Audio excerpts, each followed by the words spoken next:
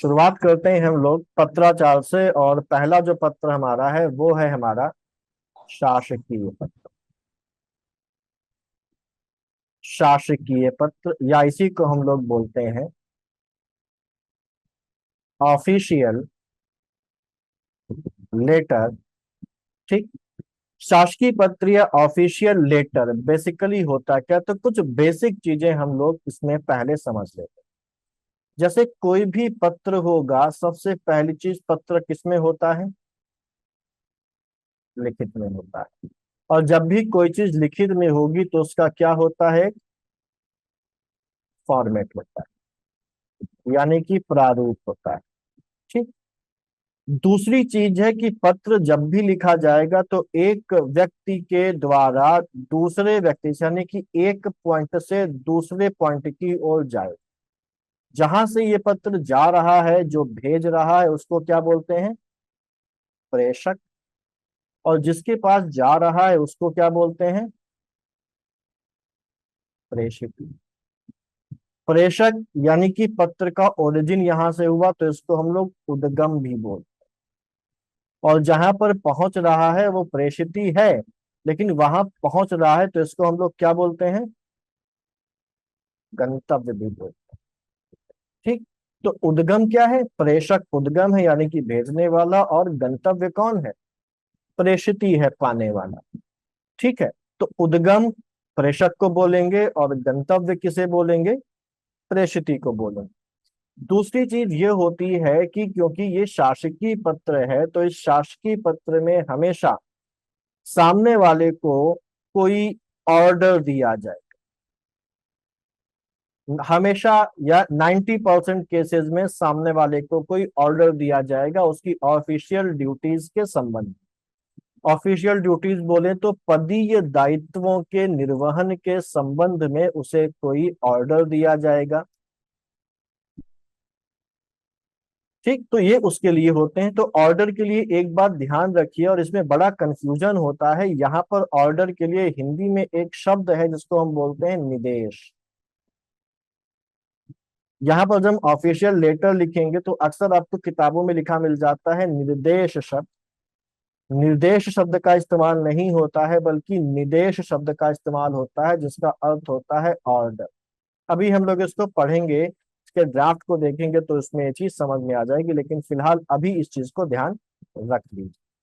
ठीक। समझ में आ गई बात? ये कोई यहाँ पर डाउट तो नहीं? No sir. ठीक। लो, अब हम लोग इसको समझते हैं कि बेसिकली ये है क्या। तो शुरुआत कर लेते हैं। क्योंकि ये ऑफिशियल लेटर है तो एक होता है पद और एक होता है पदाधिकारी। जैसे हम अगर देखें तो हमारे मुख्यमंत्री कौन है? उदाहरण के लिए योगी आदित्यनाथ। तो ये क्या है? ये पद है। और ये कौन है? पदाधिकारी। पदाधिकारी। ऐसे ही हम कहें कि भाई कोई एक जिला है, उस जिले के जिलाधिकारी हैं।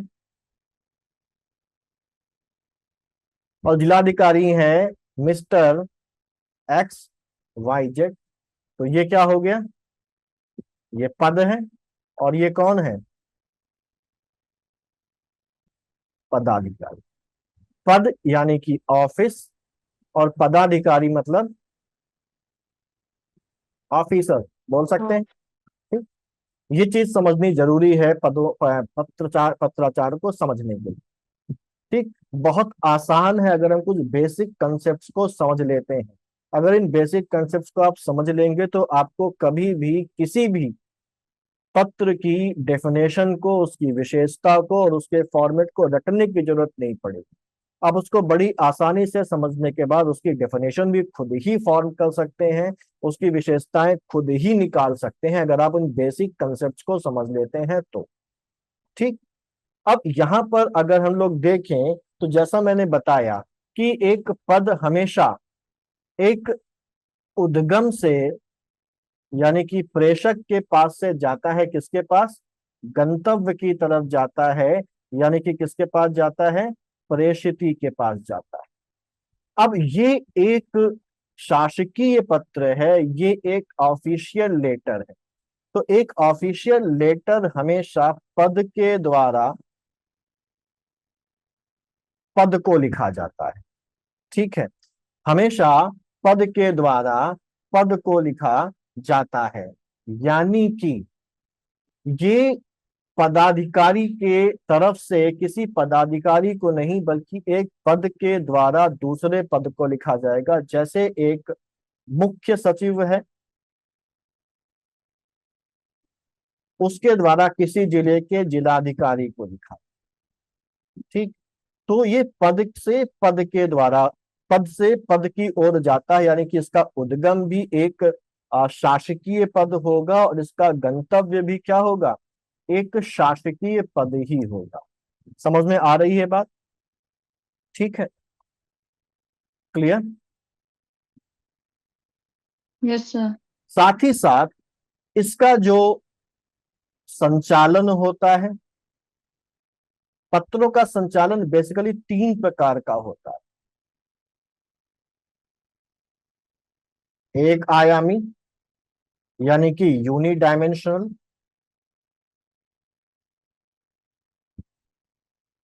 द्विआयामी, यानी कि 2 डायमेंशनल।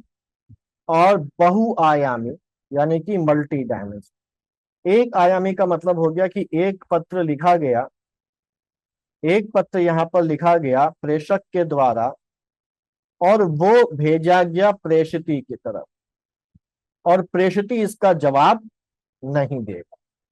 तो वो पत्र जो भेजा जाता है लेकिन इसका जवाब आना जरूरी नहीं होता है, या जिसका जवाब नहीं दिया जाता है, ऐसे को क्या बोला जाता है, एक आयामी। यानी कि एक दिशा में ही जा रहा है, इसका रिप्लाई करना आवश्यक नहीं है, इसका रिप्लाई नहीं आएगा। तो ऐसा जो पत्र होगा उसको क्या बोलेंगे, एक आयामी बोलेंगे। ठीक, वहीं वो पत्र जो प्रेषक के द्वारा प्रेषिती को भेजा गया और इसके बदले में प्रेषिती वापस जवाब भी भेजेगा, तो यहाँ पर एक डायरेक्शन ये हुई, और उसके बाद दूसरी डायरेक्शन क्या हो गई, ये हो गई। तो ये कैसी डायरेक्शंस हो गई, द्विआयामी। तो ये कैसा हो गया, द्विआयामी पत्र होता है। और ऐसे ही बहुआयामी हम लोग आगे चल के जब उसका रिलेटेड जब लेटर आएगा तो हम लोग बहुआयामी की बात करेंगे। फिलहाल एक आयामी जो पत्र होते हैं और जो द्विआयामी पत्र होते हैं, ये आपको क्लियर हुआ? Yes sir. ठीक, तो मान लीजिए कि मुख्य सचिव ने किसी जिले के जिलाधिकारी को एक पत्र लिखा है कि आपके जिले में एक दंगा हुआ था, और उस दंगे के संबंध में एक जांच रिपोर्ट तैयार करके हमको भेजी। तो यहाँ पर मुख्य सचिव प्रेषक हो गया और जो जिलाधिकारी हो गया वो प्रेषिती हो गया, और यहाँ से एक पत्र लिखकर भेजा गया, एक शासकीय पत्र। क्या इसका जवाब आएगा? Yes sir. सर आएगा, सर आएगा, बिल्कुल, क्योंकि उसके आएगा जवाब जी। में ये जांच रिपोर्ट तैयार करके भेजेगा। तो ये कैसा हो गया, ये ये द्विआयामी। 2 डायमेंशनल हो गया। तो जो भी शासकीय पत्र होते हैं वो कैसे होते हैं, द्विआयामी होते हैं। कैसे होते हैं, द्विआयामी। एक आयामी भी हो सकता है, लेकिन जनरली ये कैसे होते हैं, जनरली ये द्विआयामी होते हैं। ठीक, क्लियर। तो उद्गम समझ यस। में आ गया इसको, इसका डायरेक्शन कैसा होता है, इसका संचालन कैसा होता है वो क्लियर हो गया। ये कैसा होगा, ये द्विआयामी होगा। आरओ का एग्जाम अब ज्यादा दूर नहीं है और हम सब जानते हैं कि इस एग्जाम में हिंदी एक बड़ा रोल प्ले करती आई है। और अब क्योंकि पैटर्न चेंज हो गया है और पेपर 200 मार्क्स का आएगा, जिसमें एक ही पेपर में 140 मार्क्स का जीएस होगा और 60 मार्क्स की हिंदी होगी, तो हिंदी की इंपॉर्टेंस और ज्यादा बढ़ गई है। मुझे उम्मीद है कि पांडव चैनल के हिंदी की वीडियोज आपकी तैयारी को आसान बना रहे होंगे। मैंने इन वीडियोस में कठिन से कठिन टॉपिक्स को आसान बनाने की कोशिश की है और उसका असर पिछले एग्जाम्स में देखने को भी मिला, जब सारे 60 में से 60 प्रश्न हिंदी के इन्हीं वीडियोस से आ गए। इस एग्जाम में भी यही होगा और इन वीडियोस के बाहर से कुछ भी नहीं आएगा।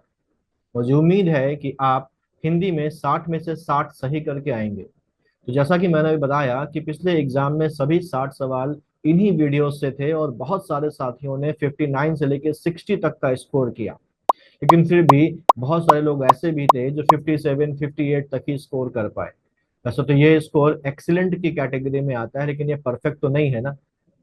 तो इस बार आप परफेक्ट स्कोर करें, यानी कि हिंदी में 60 आउट ऑफ 60 लेकर आए। इसलिए इन फ्री वीडियोस के साथ नॉमिनल फीस में एक एडिशनल इनिशिएटिव शुरू कर रहा हूँ। अब यहाँ पर फीस बेसिकली क्यों रखी है, उसके कई सारे कारण हैं। पहली चीज तो ये समझ लीजिए कि हिंदी के वीडियोस फ्री हैं और फ्री रहेंगे। आप इनसे भी तैयारी कर सकते हैं, लेकिन अगर आपको कुछ कटिंग एज चाहिए, जैसे कि आपको पीडीएफ नोट्स चाहिए, पीडीएफ नोट्स केवल उन्हीं पॉइंट्स के नहीं जो इन वीडियोस में शामिल हैं, बल्कि इनके अलावा और एडिशनल पर्यायवाची के शब्द, एडिशनल विलोम के शब्द और सभी टॉपिक्स के और ज्यादा एडिशनल पॉइंट्स इस इनिशिएटिव में मिलेंगे। ये जो पीडीएफ आपको मिलेंगे इन सभी 6 टॉपिक्स के, ये बिल्कुल एररलेस हैं, इनमें कोई भी एरर नहीं है, तो इसके बाद आपको कहीं भी और भटकने की जरूरत नहीं होगी।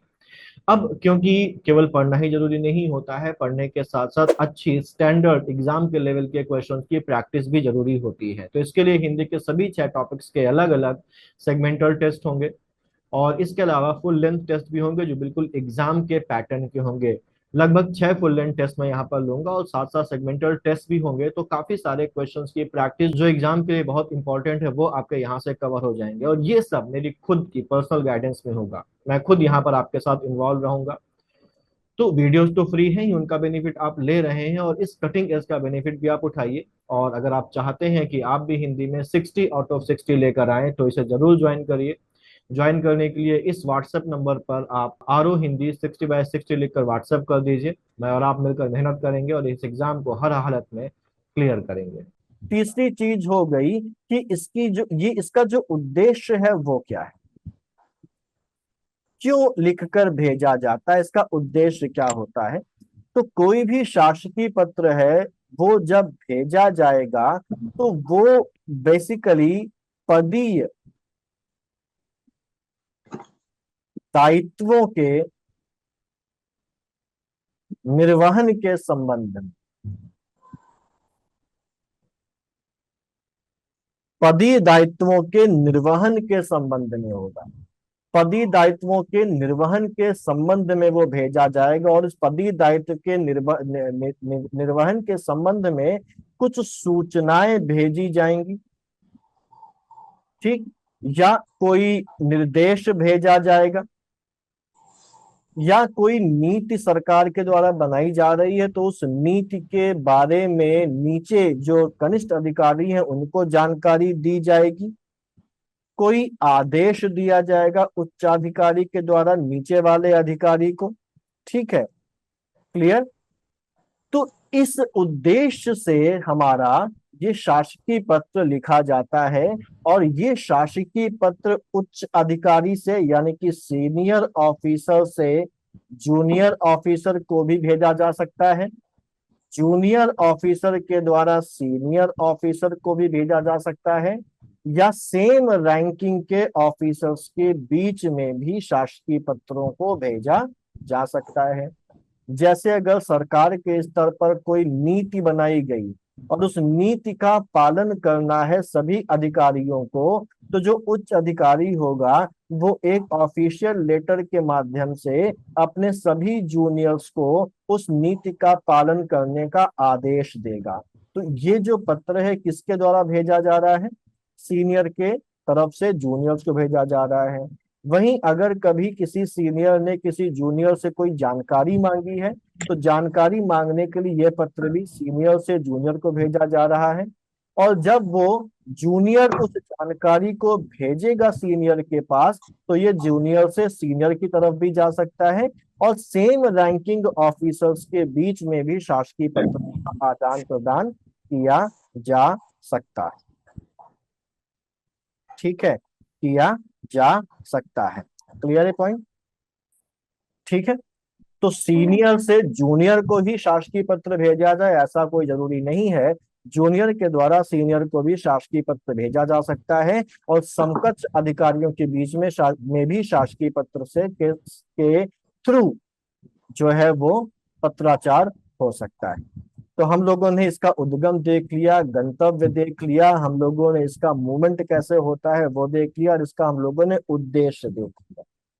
दूसरी चीज, अगली चीज हमारे पास है कि इसकी भाषा क्या होगी, ठीक। तो भाषा बेसिकली जो होती है, किसी भी शासकीय पत्र की जो भाषा होगी वो हमेशा राजभाषा में भेजा जाएगा या वैकल्पिक राजभाषा में भेजा जाएगा। अब हमारे देश में अगर देखा जाए तो अलग अलग राज्यों की अलग अलग राजभाषा है। उत्तर प्रदेश की जो राजभाषा है वो क्या है? हिंदी और उर्दू। हिंदी, उर्दू। ठीक है, तो हिंदी में भेजा जाएगा। वहीं अगर बंगाल की बात की जाए तो बंगाल में बंगाली में भी भेजा जा सकता है। ठीक, तो इसकी जो भाषा होगी वो राजभाषा में भेजा जाएगा या वैकल्पिक राजभाषा में भी भेजा जा सकता है। और इसकी जो भाषा की जो शैली होगी वो कैसी होगी? भाषा की जो शैली होगी वो होगी औपचारिक शैली। और अन्य पुरुष, औपचारिक शैली या अन्य पुरुष शैली बेसिकली क्या होती है? कोई बताएगा औपचारिक शैली का मतलब यहाँ पर क्या है? तटस्थ होता है। तटस्थ होता है। देखिए, भाषा दो तरीके की होती है, भाषा शैली दो तरीके की होती है। एक औपचारिक होती है, एक दूसरी होती है अनौपचारिक। इंग्लिश में बोले तो हो गई एक ऑफिशियल और दूसरी क्या हो गई? अनऑफिशियल। अब जैसे हम लोग अपने दोस्तों से बात करते हैं, पिता अपने पुत्र से बात करता है, तो वो अनऑफिशियल लैंग्वेज में बात करता है, अनौपचारिक तरीके से बात करता अनौपचारिक। है। लेकिन हम अगर अपने स्कूल में जाएं और अपने प्रिंसिपल से बात करने जाएं तो हम उससे औपचारिक तरीके से बात करेंगे, अनऑफिशियल या अनौपचारिक तरीके से बात नहीं करेंगे। औपचारिक और अनौपचारिक में अंतर ये होता है कि अनौपचारिक भाषा में एक आत्मीय भाव होता है। कैसा होता है? आत्मीय भाव होता है। और औपचारिक भाषा में कोई भी आत्मीय भाव नहीं होता है।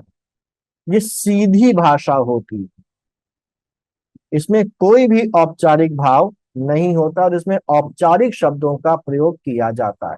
ठीक, दूसरी बात ये भी समझ लीजिए, क्योंकि यहाँ पर जो पत्र लिखा जा रहा है ऑफिशियल लेटर है, उससे भी समझ सकते हैं ऑफिशियल है।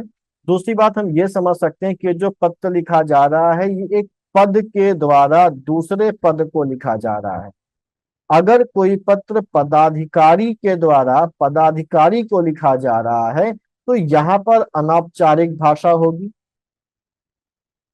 और अगर पद के द्वारा पद को लिखा जा रहा है तो यहाँ पर कैसी भाषा होगी? अनौपचारिक। औपचारिक, औपचारिक। Sorry, official. औपचारिक। पद से पद को कोई भी पत्र लिखा जाएगा तो वहां पर भाषा हमेशा औपचारिक होगी। ठीक, औपचारिक भाषा में पहली बात तो कोई भी ऐसा शब्द इस्तेमाल नहीं करेंगे जहां पर आत्मीय भाव हमको दिखाई पड़े, जहां पर एक पर्सनल टच दिखाई पड़े, ऐसा कोई भी शब्द वहां पर इस्तेमाल नहीं किया जाएगा। दूसरी बात, अगर किसी शासकीय पत्र में सामने वाले से जो गंतव्य है, जो पाने वाला है, जो रिसिपिएंट है, जो प्रेषिती है, उससे अगर कोई काम करने को कहा जा रहा है तो कहीं भी ऐसा नहीं लगना चाहिए कि हम उससे काम करने की रिक्वेस्ट कर रहे हैं। यानी कि यहाँ पर कोई भी ऐसा शब्द इस्तेमाल नहीं होता है जिस शब्द से ये समझ में आए कि भेजने वाला सामने वाले से किसी काम को करने या ना करने का आग्रह कर रहा है, करने या ना करने की रिक्वेस्ट कर रहा है। क्योंकि यहाँ पर ये जो पत्राचार हो रहा है ये पदीय दायित्वों का, ऑफिशियल ड्यूटीज के निर्वहन के संबंध में, जिस ऑफिशियल ड्यूटी को करने के लिए बाध्य है। तो अगर वो सामने वाले से हम कोई काम करने को कह रहे हैं तो उसकी ऑफिशियल ड्यूटी को फॉलो करने के लिए कह रहे हैं, तो यहाँ पर कोई भी आग्रह, कोई भी रिक्वेस्ट नहीं की जाती है। वो चाहे सीनियर से जूनियर की तरफ लिखा जाए या जूनियर से सीनियर की तरफ लिखा जाए। अगर कोई ऑफिशियल लेटर जूनियर अपने सीनियर को लिखता है तो वहां पर भी वो कोई भी ऐसा शब्द इस्तेमाल नहीं करेगा, ना तो कोई आदर सूचक शब्द इस्तेमाल करेगा, ना ही कोई आत्मीय शब्द इस्तेमाल करेगा कि प्रिय प्रमुख सचिव जी, ठीक है, और ना ही कोई आग्रह सूचक शब्द इस्तेमाल करेगा। अब आग्रह सूचक शब्द हमारे पास कौन कौन से होंगे? वहां पर कोई भी ऐसा शब्द इस्तेमाल नहीं करेगा कि कृपया, ठीक है, या कष्ट करें, या आपसे निवेदन है, या आपसे आग्रह है, ठीक है, इस तरीके के कोई भी शब्दों का इस्तेमाल नहीं किया जाएगा। अगर ऐसे शब्दों का इस्तेमाल किया गया है और कोई लेटर आपके सामने रख दिया जाए कि इसमें ऐसे शब्दों का इस्तेमाल हुआ हो और आपसे कहा जाए पहचानिए कि ये जो लेटर है ये शासकीय लेटर है या अशासकीय या अर्धशासकीय लेटर है, तो आप सीधे से बोल देंगे कि क्योंकि इसमें आग्रह सूचक शब्दों का इस्तेमाल किया गया है या इसमें प्रिय जैसे शब्दों का आत्मीय संबंध दर्शाने वाले शब्दों का इस्तेमाल किया गया हो, तो हम सीधे सीधे बोल देंगे कि ये कभी भी शासकीय पत्र नहीं हो सकता, क्योंकि शासकीय पत्र में कभी भी कोई भी आदर सूचक, कभी भी कोई आत्मीय संबंध दर्शाने वाला शब्द या कभी भी कोई ऐसा शब्द जो रिक्वेस्ट को इंडिकेट करे, ऐसे शब्दों को इस्तेमाल नहीं किया जाता। समझ में आ गई बात? तो आप ऐसे शब्दों का इस्तेमाल शासकीय पत्र लिखने में कभी भी नहीं करेंगे। क्लियर? ठीक है। Yes yes sir. सर। अगली चीज मैंने बताया कि जो भाषा शैली होगी वो अन्य पुरुष शैली होगी।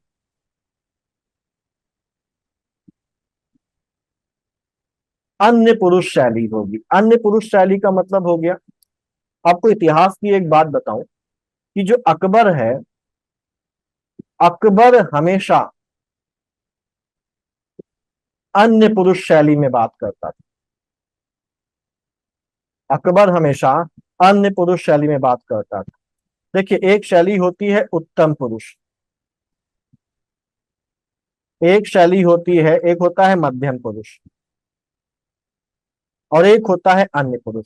उत्तम पुरुष का मतलब ये हो गया, जैसे अकबर ने कोई काम किया, अगर अकबर ऐसे कहता कि मैं ये चाहता हूं कि तुम ये करो, तो वो अपने आप को उसमें इन्वॉल्व कर रहा है। वो कह रहा है कि मैं ये चाहता हूं, यानी कि वो अपने आप को बता रहा है कि मैं ये चाहता हूं। मैं जो शब्द है वो हमारा क्या है? हाँ, उत्तम पुरुष को प्रथम पुरुष भी कहते हैं। तो अगर वहां पर मैं जैसे शब्द का इस्तेमाल हुआ है तो ये उत्तम पुरुष शैली होती है। ठीक है, तो अकबर अगर ये बोल रहा है कि मैं ये आदेश दे रहा हूं या मैं ये कह रहा हूं, तो ये उत्तम पुरुष शैली है। लेकिन अकबर कभी भी मैं शब्द का इस्तेमाल नहीं करता था अपने लिए, वो कभी भी उत्तम पुरुष शैली का इस्तेमाल नहीं करता था। आप फिल्में भी देखेंगे तो उसमें भी लिखेगा कि माँ बदौलत चाहते हैं या बादशाह सलामत चाहते हैं, है ना, ऐसे बोलता था। तो यहाँ पर वो क्या कह रहा है कि माँ बदौलत चाहते हैं कि ऐसा काम किया जाए या बादशाह सलामत चाहते हैं कि ऐसा काम किया जाए, तो वो अपने आप को उस पद से अलग करके उस पद की तरफ से संबोधित करके कहता है। और जब हम इस तरीके से बात करते हैं तो इसको क्या बोला जाता है? अन्य पुरुष शैली बोला जाता है। बात ये क्लियर हुई आपको कि अन्य यस सर। पुरुष शैली क्या है? सर एक बार रिपीट कर दे प्लीज। हाँ, यहाँ पर ये अन्य पुरुष शैली में लिखा जाएगा, यानी कि मैं ऐसा करने को बोल रहा हूं या मैं ऐसा चाह रहा हूं, ऐसा कभी भी नहीं होगा। हमेशा उस पद को संबोधित करके काम किया जाएगा। यानी कि अगर प्रमुख सचिव पद को लिख रहा है तो हम भले ही प्रमुख सचिव हों और पत्र हम ही लिख रहे हैं और आदेश भी हम ही कर रहे हैं, तो हम कभी भी ये नहीं कहेंगे कि मैं आदेश कर रहा हूं, क्योंकि ये तो पदाधिकारी के लेवल पर लिखा ही नहीं जा रहा है, तो पद के लेवल पर लिखा जा रहा है। तो इसलिए हमेशा लिखने वाला अपने आप को पद से अलग हटाकर लिखता है। ठीक, जैसे मैंने अकबर का एग्जाम्पल दिया, अकबर बादशाह है, तो अगर वो कुएं खुदवाने का आदेश दे रहा है तो वो ऐसे भी बोल सकता है कि मैं कुएं खुदवाने का आदेश देता हूं, लेकिन वो ऐसे नहीं बोलेगा, बल्कि वो क्या बोलेगा कि माँ बदौलत या बादशाह सलामत कुएं खुदवाने का आदेश दे रहे हैं। तो वो अपने पर्सनैलिटी को उससे अलग करके एक बेसिकली एक ऑफिस या एक पद की तरफ से वो ऑर्डर दे रहा है। जब इस तरीके से हम उसको लिखते हैं या इस तरीके से बोलते हैं तो इस शैली को बोला जाता है अन्य पुरुष शैली। ठीक है। ठीक है, क्लियर? Thank you sir. क्योंकि यस सर। इसको इस तरीके से लिखने का ऑब्जेक्टिव ये है, वही ऑब्जेक्टिव जो मैंने कुछ देर पहले बताया था कि इसमें बिल्कुल भी पर्सनल टच नहीं आना चाहिए, इसमें बिल्कुल भी अपना निजी टच नहीं आना चाहिए, क्योंकि ये पद की तरफ से लिखा जा रहा है, एक ऑफिस की तरफ से लिखा जा रहा है। इसीलिए इसको वो तटस्थ भाव देने के लिए अन्य पुरुष शैली में ही लिखा जाता है। ठीक है, तटस्थ भाव देने के लिए अन्य पुरुष शैली से लिखा जाता है। क्लियर? ये तो ये कुछ यस सर। बेसिक बातें हैं जो हमको यहाँ पर ध्यान रखना है। एक और चीज यहाँ पर ध्यान रखनी है कि यहाँ पर हर शब्द का जो इस्तेमाल करना है, जो शब्द का चयन किया जाता है, वो इस तरीके से किया जाता है कि पत्र को पढ़ने वाले के मन में कोई भी कंफ्यूजन ना रहे। कंफ्यूजन का मतलब ये है कि हर शब्द इस तरीके से उसमें चयन करके लिखा जाए कि एक ही मतलब निकले। फिर ठीक है। इसका मतलब नहीं समझ आया। हाँ, मैं अभी इसको बताऊंगा तो आपको क्लियर हो जाएगा। अभी अभी हम इसकी विशेषता जब लिखेंगे तो मैं आपको बताऊंगा। ठीक है। तो शब्द का मतलब ऐसे शब्दों का इस्तेमाल किया जाए जिससे कि जो मतलब निकले वो एक ही निकले, यानी कि कोई भी पाने वाला उसका कोई और मतलब ना निकाल सके कि भाई इसका मतलब ये भी हो सकता है। ठीक है। यानी कि जो भी मैसेज हम यहां से भेजना चाह रहे हैं, जो भी ऑफिसर अपना सीनियर जूनियर को या जूनियर सीनियर को जो भी मैसेज, जो भी ऑर्डर, जो भी इंस्ट्रक्शन या जो भी दिशा निर्देश भेजना चाहता है, वो दिशा निर्देश बिल्कुल उसी तरीके से सामने वाले को मिले और वो उसको उसी सेंस में समझे जिस सेंस में भेजा गया है। इसके लिए जरूरी होता है कि किसी भी ऐसे शब्द का इस्तेमाल ना किया जाए जिसके एक से ज्यादा मतलब हो सकते हैं। आप समझ में आई आपको बात में? सर उदाहरण दे देते तो समझ में नहीं। उदाहरण मैं अभी आपको थोड़ी देर में देता हूँ, बस इसकी परिभाषा ठीक है देख सर। लेते हैं। ठीक है, क्योंकि उदाहरण जब हम कोई सेंटेंस बनाएंगे तब वो समझ में आएगा। ठीक। जी सर। ठीक है। तो इसका ये बात समझ में आ गई। और ऐसी भाषा जिसके एक से अधिक मतलब ना निकले, ऐसी भाषा को बोला जाता है टकसाली भाषा। टकसाली भाषा का मतलब होता है एक मानक भाषा, यानी कि एक स्टैंडर्ड लैंग्वेज। एक मानक भाषा, एक स्टैंडर्ड लैंग्वेज या एक टकसाली भाषा या का इस्तेमाल यहाँ पर किया जाएगा जिससे कि जिस सेंस में उस पत्र को भेजा जा रहा है, पाने वाला उस पत्र को, उसके मैसेज को उसी सेंस में समझे और उसी के अकॉर्डिंग काम करे। ठीक। क्लियर? मतलब क्या है, एग्जाम्पल्स में इसको हम लोग समझेंगे तभी ये ज्यादा बेटर तरीके से क्लियर। अब इसकी हम लोग देख लेते हैं परिभाषा। तो चलिए, परिभाषा, शासकीय पत्र की परिभाषा मैं बोल दूं? ठीक। जी सर। ठीक, तो मैं दो परिभाषाएं लिखवा रहा हूं, दोनों में से आप कोई भी परिभाषा का इस्तेमाल कर सकते हैं। तो पहली परिभाषा है, दोनों ही परिभाषाएं सही हैं। तो पहली परिभाषा है, शुरू करें? Yes sir. Yes sir. लिखिए, शासकीय पत्र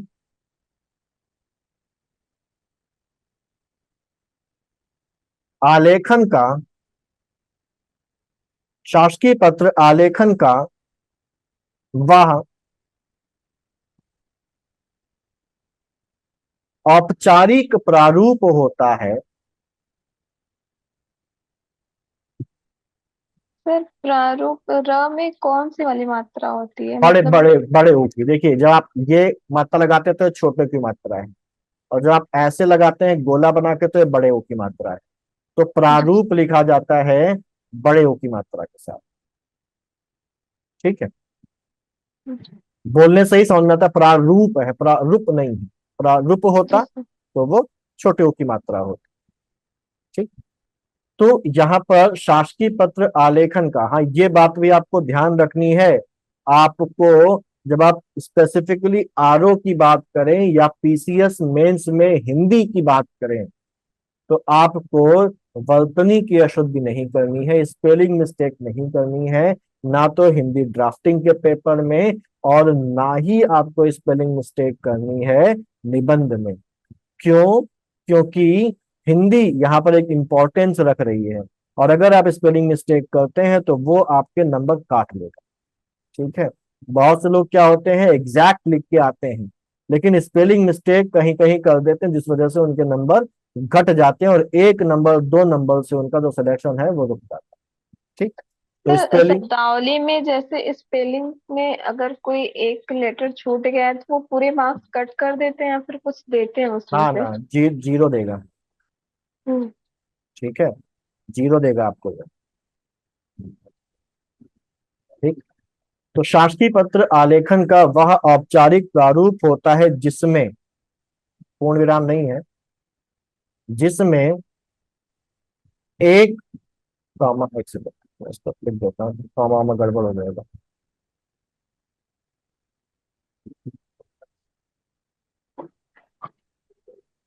जिसमें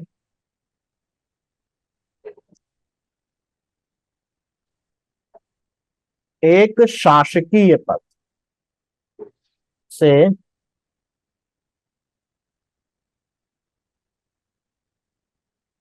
दूसरे शासकीय पद को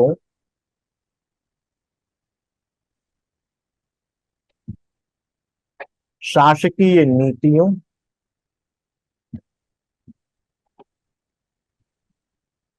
निर्णयों,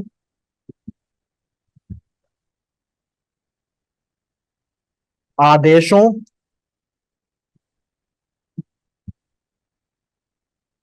निर्देशों अथवा सूचनाओं इत्यादि के सापेक्षिक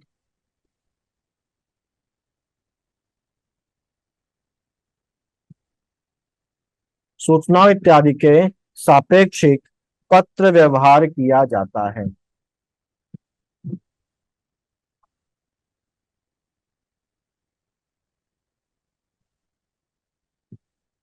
पत्र व्यवहार किया जाता है। ठीक, तो क्या डेफिनेशन है? शासकीय पत्र आलेखन का वह औपचारिक प्रारूप होता है जिसमें एक शासकीय पद से दूसरे शासकीय पद को शासकीय नीतियों, निर्णयों, आदेशों, निर्देशों, इनके बीच में कॉमा है, आदेशों, निर्देशों अथवा सूचनाओं इत्यादि के सापेक्षिक पत्र व्यवहार किया जाता है। ये डेफिनेशन है पहली। एक और डेफिनेशन आप यहाँ पर लिख सकते हैं, एक और डेफिनेशन आप यहाँ पर लिख सकते हैं। तो दूसरी डेफिनेशन है, बताइएगा जब बोलना हो। ठीक है सर, बोलिए। ठीक है, इसको लिखिए, शासकीय पत्र, पहली लाइन सेम है, शासकीय पत्र आलेखन का वह औपचारिक प्रारूप होता है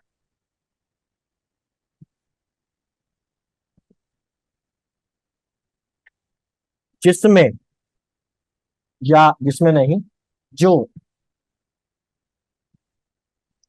किसी शासकीय पद से किसी अन्य शासकीय पद को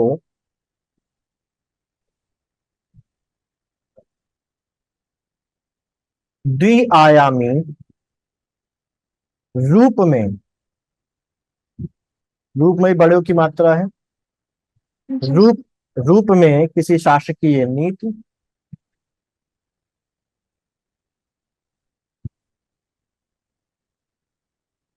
किसी शासकीय नीति, निर्णय, आदेश अथवा निर्देश के परिप्रेक्ष्य में, प्रेषित किया जाता है।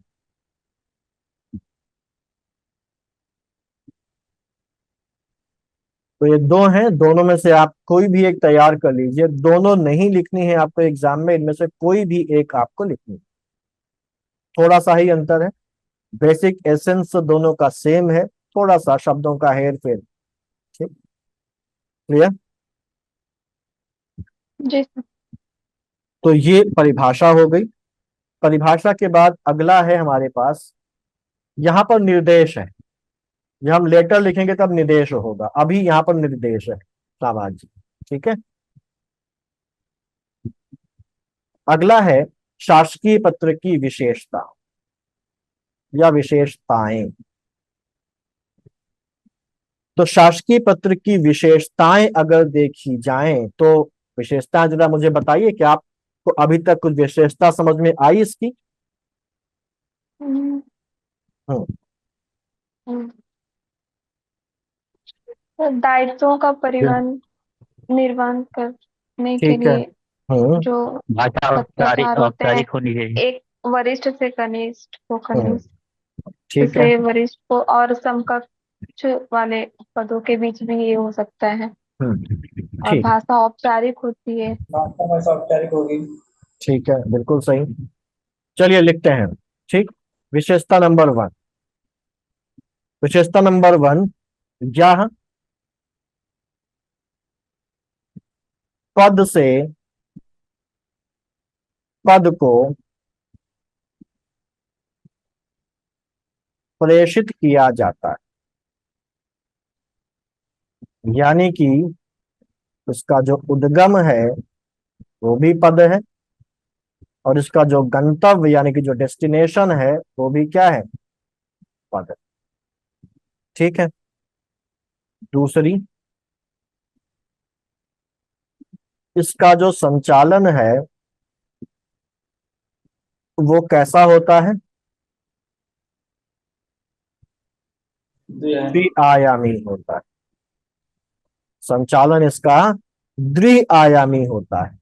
अब ये द्विआयामी संचालन कैसे हो सकता है? ठीक। तो ये द्विआयामी संचालन इसका हो सकता है वरिष्ठ से कनिष्ठ को, अथवा कनिष्ठ से वरिष्ठ को, अथवा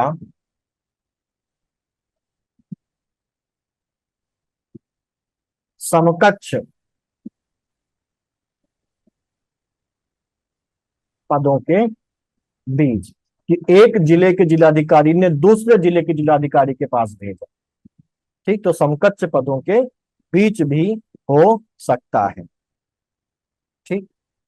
इसके बाद इसकी जो उद्देश्य है, इसका जो विषय वस्तु है वो क्या है? तो इसकी विषय वस्तु या इसका जो कंटेंट होगा, इसकी विषय वस्तु शासकीय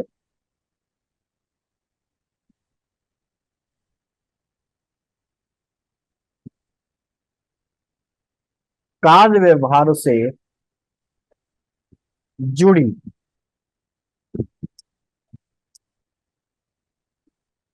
सूचना, निर्णय, आदेश,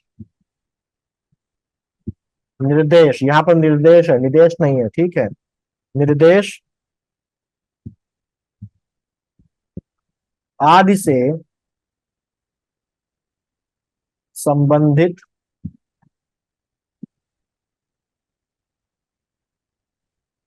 होती है। ठीक। जिनका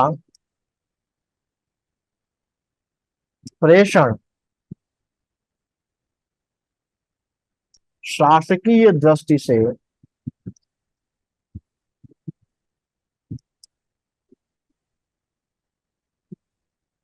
आवश्यक होता है। ठीक। क्लियर? हटा दूं आगे? Yes sir. कितने पॉइंट हो गए थे? 3 पॉइंट। चौथा। चौथा पॉइंट है कि जो शासकीय पत्र होता है इसकी जो भाषा शैली है, सब थोड़ा पीछे कर दीजिए प्लीज। बता दीजिएगा जब कर लो। एक मिनट सर। हाँ।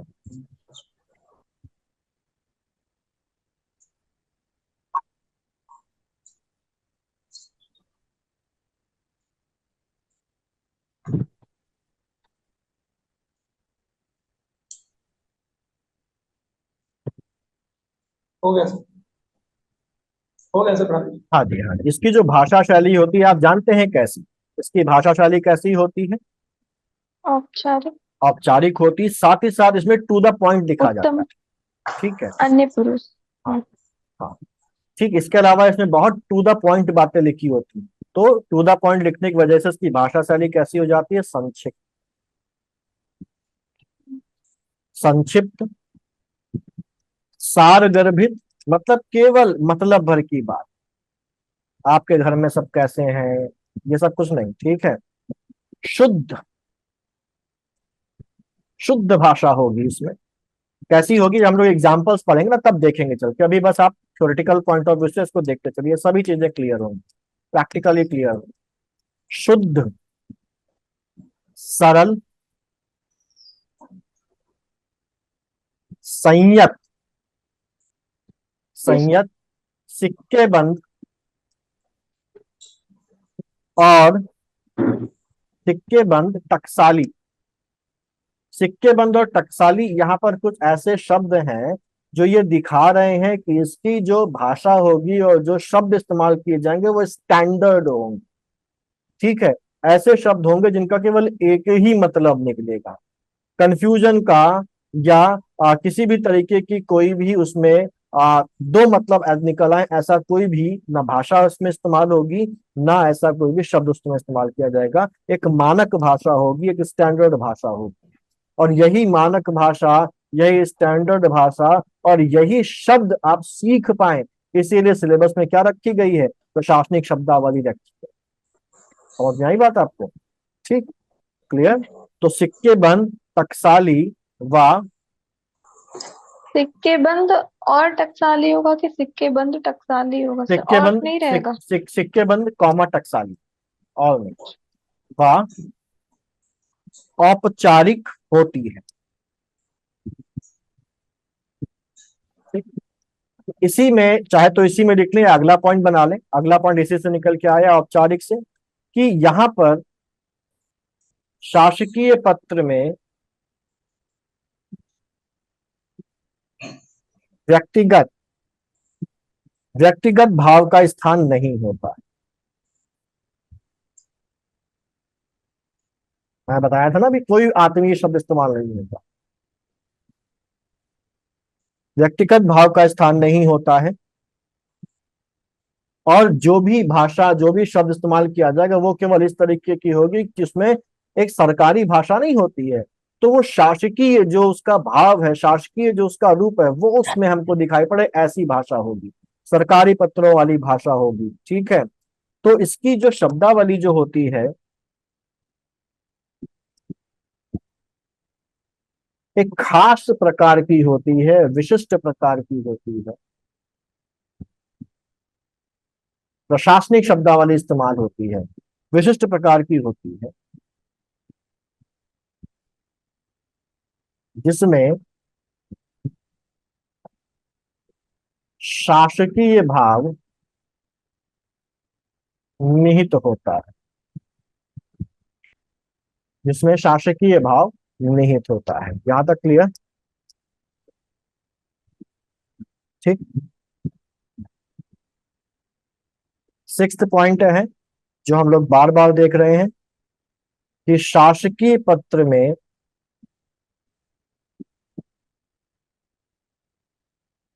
किसी भी शब्द का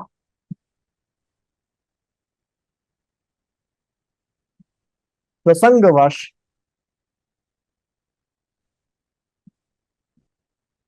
एक ही अर्थ निकलता है।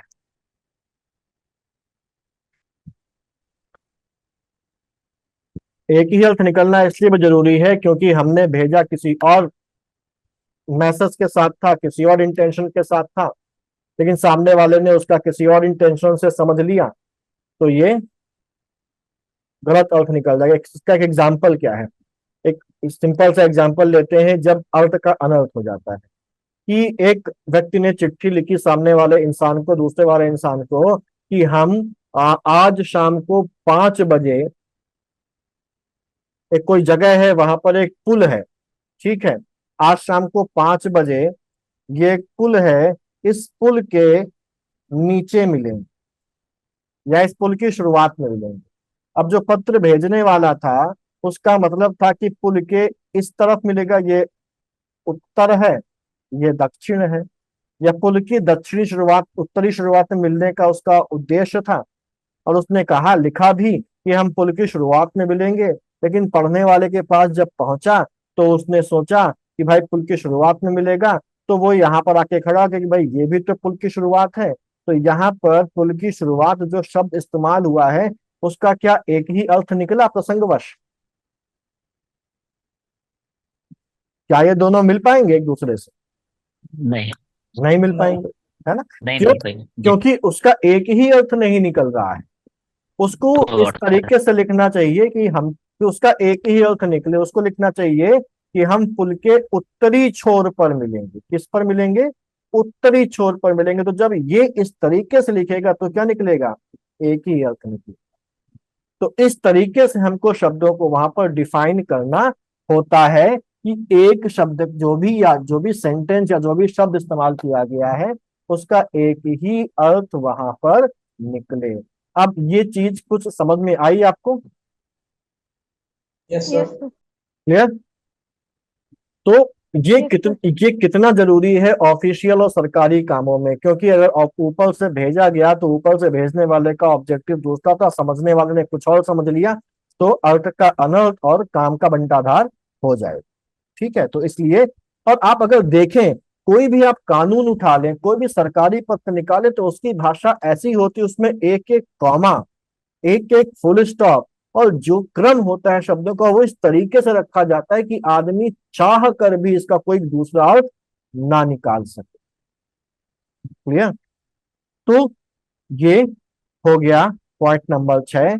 आगे चलते हैं। हटा दें, नोट तो करना नहीं है किसी को। नहीं। अगला है हमारा 7वां पॉइंट। 7वां पॉइंट है हमारा कि जो शासकीय पत्र है ये हमेशा तटस्थ भाव से अन्य पुरुष शैली में लिखा जाता है।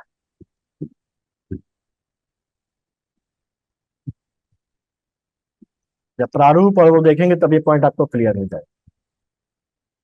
8वां पॉइंट है कि क्योंकि ये सारगर्भित होता है, संक्षिप्त होता है, किसी भी आत्मीय शब्द की जरूरत नहीं होती, तो इसमें बेसिकली बहुत इंपॉर्टेंट पॉइंट है, इसमें अलंकार, कल्पना,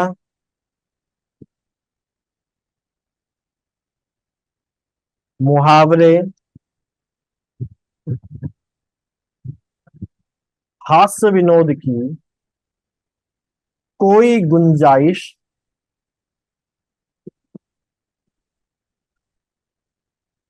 नहीं होती है। टू दी पॉइंट बात करनी है, टू दी पॉइंट चीजें सामने वाले के सामने हमको पहुंचानी है। तो कोई भी ना तो अलंकार इस्तेमाल होगा, कोई भी मुहावरा भी इस्तेमाल नहीं होगा, कोई काल्पनिक बात, कोई हास्य विनोद जैसी कोई भी चीज की गुंजाइश इसमें नहीं होती है। और ये हमेशा राजभाषा, हमेशा, नेक्स्ट पॉइंट। हाँ नेक्स्ट पॉइंट, राजभाषा या वैकल्पिक राजभाषा में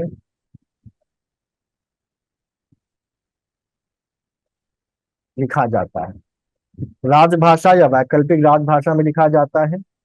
इसका जो प्रारूप होता है वो फिक्स्ड प्रारूप होता है, नियत होता है और औपचारिक होता है। ठीक, नियत और औपचारिक क्यों होता है?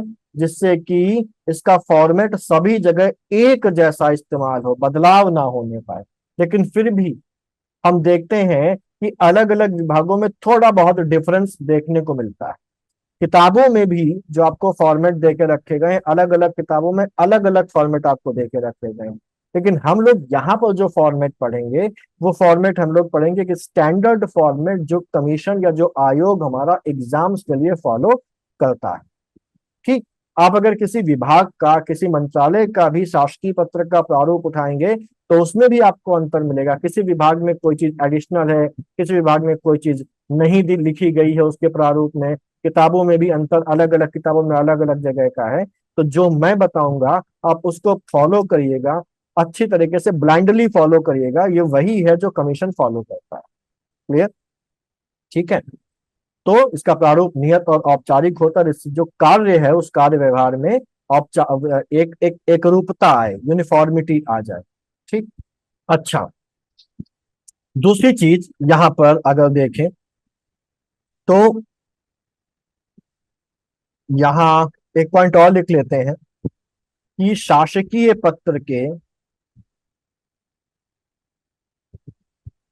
समापन में किसी खास शब्दावली का प्रयोग नहीं है। जैसे आप लोग एप्लीकेशंस लिखते होंगे तो एप्लीकेशन के अंत में आप लिखते हैं धन्यवाद, या आपने लिखा देखा होगा किसी लेटर के अंत में सादर, है ना? ठीक है। तो ये अंत में धन्यवाद, सादर या इस प्रकार की कोई भी शब्दावली, आदर सूचक शब्दावली का इस्तेमाल नहीं किया जाता है, क्योंकि इसमें कोई भी पर्सनल टच हम लोगों को नहीं देना है। किसी भी सम्मानजनक शब्द का इस्तेमाल नहीं किया जाता है इसमें, क्योंकि पद से पद को ये लिखा जा रहा है। यहां तक क्लियर हो गया? तो ये इसकी जी सर। विशेषता हो जाती है। ठीक, सब कुछ आपने नोट कर लिया? जी सर। Yes sir. अब इसका महत्व देख लेते हैं, इसकी इंपॉर्टेंस क्या है। तो शासकीय पत्र का महत्व, ठीक, महत्व कुछ ऐसे आपको मिलेंगे जो आपने विशेषताओं में भी देखे हुए हैं और थोड़े से कॉमन हमारे पास हो जाएंगे। तो यहाँ पर बेसिकली अगर महत्व की बात आती है तो पहली चीज इसका महत्व क्या है। ये जो शासकीय पत्र हैं ये एक पद से दूसरे पद को लिखे जाते हैं। क्यों लिखे जाते हैं? क्योंकि ऑफिशियल जो काम है, उन ऑफिशियल कामों का जो संपादन है, ऑफिशियल कामों का जो परफॉर्मेंस है, वो शासकीय पत्रों के माध्यम से किया जाता है। ठीक, इनका यही एक उद्देश्य है, इनका यही एक ऑब्जेक्टिव है मेन। तो वही हमारे पास पहली चीज महत्व में आ जाती है कि शासकीय पत्रों के द्वारा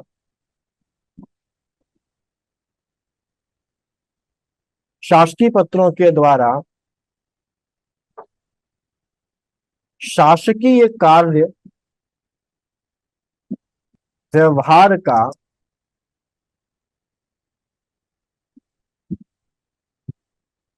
संपादन किया जाता है। ठीक है। और यहाँ पर ये जो बेसिकली है, जो आपके पद से संबंधित दायित्व है, उनको आपको उनका जो निर्वहन करना है, उनको आपको जो परफॉर्म करना है, उसके परफॉर्मेंस में शासकीय पत्रों का इस्तेमाल किया जाता है। जैसे आपका जो पद है उसके अंतर्गत आपको जो नीतियां हैं वो सर्कुलेट करनी होती है नीचे के अधिकारियों को, या उनसे आपको जानकारी मंगानी होती है, तो वो जानकारी आपको मंगानी है तो आप शासकीय पत्र लिखकर उसको जानकारी मंगाएंगे। नीचे वाला आपको कोई जानकारी भेजेगा तो उस जानकारी के साथ एक शासकीय पत्र आपको भेजेगा कि ये जानकारी हमारे द्वारा भेजी जा रही है। ठीक, तो पदीय दायित्वों के निर्वहन के लिए इसका प्रयोग किया जाता है। पदीय दायित्व यानी कि ऑफिशियल ड्यूटीज, पदीय दायित्वों के निर्वहन हेतु शासकीय पत्रों का प्रयोग किया जाता है। तीसरा, अब ये जो शासकीय पत्र हैं ये एक पद के द्वारा दूसरे पद को भेजे। ये पद जो होंगे ये या तो कोई संवैधानिक पद होगा या ये कोई वैधानिक पद हो। जो भी हमारे देश में पद है वो पद या तो संविधान के द्वारा सृजित किए गए हैं या वो किसी कानून द्वारा सृजित किए गए हैं। ठीक है। तो वो जो पद है या तो वो संवैधानिक पद है या वैधानिक पद है, और अगर एक पद के द्वारा दूसरे पद को कोई लेटर भेजा जाता है तो ये लेटर किसकी संपत्ति है? हम्म, राज्य की संपत्ति। राज्य की संपत्ति। ठीक, और ये लेटर, एक पहली बात तो राज्य की संपत्ति है, दूसरी बात ये जो लेटर है ये एक रिकॉर्ड होता है। यानी कि अगर किसी के द्वारा, किसी एक पद के द्वारा किसी दूसरे पद को कोई लेटर भेजा गया है जिसमें कोई दिशा निर्देश दिया गया है, जिसमें किसी कार्य को करने के संबंध में कोई इंस्ट्रक्शन दे के रखी गई है, तो ये जो इंस्ट्रक्शंस हैं, ये जो दिशा निर्देश हैं, ये उस समय उस पद पर जो व्यक्ति बैठा हुआ है या आगे आने वाले समय पर उस पद पर जो व्यक्ति आएगा, उन सभी के लिए इस्तेमाल में वो दिशा निर्देश आएंगे कि नहीं आएंगे? आएंगे। जी सर। आएंगे। तो इन इन पत्रों को संभाल के रखा जाना चाहिए कि नहीं रखा जाना चाहिए? ये सर। ठीक। दूसरी चीज है कि अगर एक पद के द्वारा किसी दूसरे पद को कोई आदेश भेजा जाता है और वहां पर कोई विवाद उत्पन्न हो जाता है, और वो विवाद अगर न्यायालय में पहुंच जाता है या किसी ऐसी जगह पर पहुंच जाता है, और वो पदासीन व्यक्ति ये कहता है कि भाई हमको तो इस कार्य को करने के लिए सरकार के द्वारा निर्देश दिया गया था, या हमारे उच्चाधिकारी के द्वारा किसी शासकीय पत्र के माध्यम से निर्देश दिया गया था, तो वो उस पत्र को न्यायालय में एज एविडेंस भी प्रोड्यूस कर सकता है कि नहीं कर सकता है? कर जी सकता है। सर। सकता है। ठीक, कर सकता है, क्योंकि ये तो ऑफिशियल है, ये तो एक सरकारी पत्र है, एक शासकीय पत्र है, तो इसकी बहुत सारी वैल्यू होती है, और इसी के लिए इसको एक रिकॉर्ड माना जाता है, इसको एक अभिलेख माना जाता है, इसे अभिलेख माना जाता है। और क्योंकि ये एक अभिलेख है, इसलिए इसका जो गजट है या जो सरकार का राजपत्र है, उस गजट या राजपत्र में ये प्रकाशित किया जाता है। गजट या राजपत्र में प्रकाशित होता है। गजट या राजपत्र क्या होता है? सरकार के द्वारा जारी किया गया एक आदेश, जो सरकार की सील या सरकार की मुहर से जारी होता है, उसको गजट या राजपत्र बोलते हैं। ठीक, तो ये गजट या राजपत्र में प्रकाशित होता है। ये क्योंकि अभिलेख है, इसलिए इसका संरक्षित किया जाता है, इसे संरक्षित किया जाता है। इसे आगे या भविष्य में मार्गदर्शन के लिए प्रयोग किया जाता है। इसके अलावा इसे न्यायालय में साक्ष्य के रूप में भी प्रस्तुत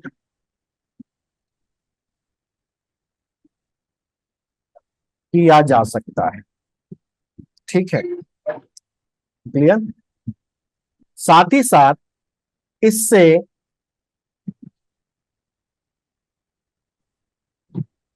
अधिकारियों की जवाबदेही तय की जा सकती है। एक उच्चाधिकारी अपने जो कनिष्ठ अधिकारी है, उसकी जवाबदेही तय कर सकता है कि हमने आपको इस लेटर के द्वारा ये आदेश दिया था, आपने उसका पालन किया या नहीं किया। नहीं किया तो क्यों नहीं किया? क्योंकि ये तो एक सरकारी आदेश है और इसका जो पालन होता है वो बाध्यकारी होता है। अगर आप इसका पालन नहीं करेंगे तो आपके ऊपर दंडात्मक कार्यवाही की जा सकती है। ठीक, तो इस जवाबदेही तय हो सकती है। वहीं एक अगर कोई कनिष्ठ अधिकारी है, उसने कोई ऐसा काम किया है जिसका आदेश उच्चाधिकारी के द्वारा दिया गया था, तो उच्चाधिकारी की जवाबदेही भी इसके द्वारा तय की जा सकती है। ठीक है, और क्योंकि इससे जवाबदेही तय की जा सकती है, तो इससे क्या आता है? इससे ट्रांसपेरेंसी आती है। ठीक है, दूसरी बात, क्योंकि ये राजपत्र में प्रकाशित होता है, तो ये जनरल पब्लिक के लिए अवेलेबल होता है, आम जनता भी इसको देख सकती है। ठीक है, तो इससे क्या होती है? इससे ट्रांसपेरेंसी यानी कि पारदर्शिता, शासन की पारदर्शिता, जवाबदेही,